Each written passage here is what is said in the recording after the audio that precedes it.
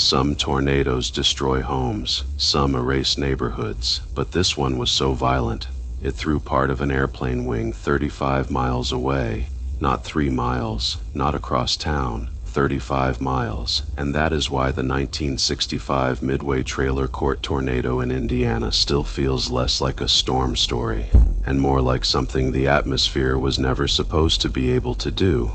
Because when people think of tornado damage, they think of roofs torn off, trees snapped, cars flipped.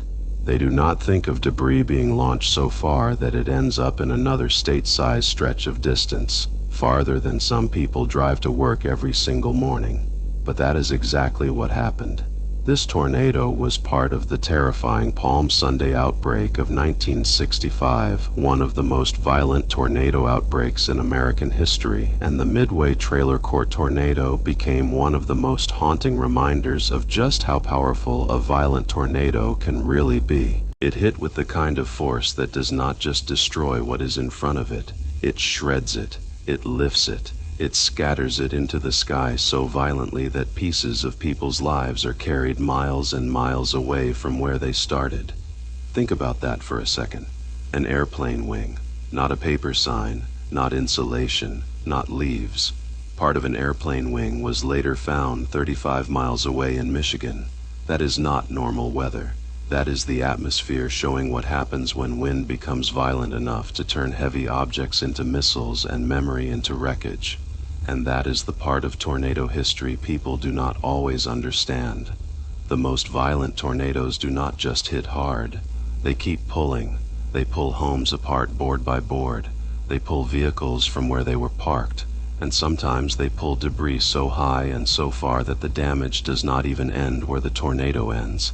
It keeps traveling after the funnel is gone. That is what makes stories like this so chilling, because it means the tornado was not just strong enough to destroy, it was strong enough to carry destruction with it. And in 1965, people did not have the warning systems, radar access, and instant alerts we take for granted now. Back then, storms like this could go from rumor to roar to full disaster in minutes, which means for the people in its path, the first real warning may not have been a phone alert. It may have been the sky turning wrong, the wind sounding different, and then pieces of the world around them starting to disappear. That is why this story still matters now, because people hear tornado warning today and still hesitate, they still wait, they still think they need to see it first. But storms like this are the reason you do not wait. If a tornado warning is issued, go immediately. Lowest floor, interior room, away from windows, protect your head, and do not waste those minutes trying to confirm it with your own eyes.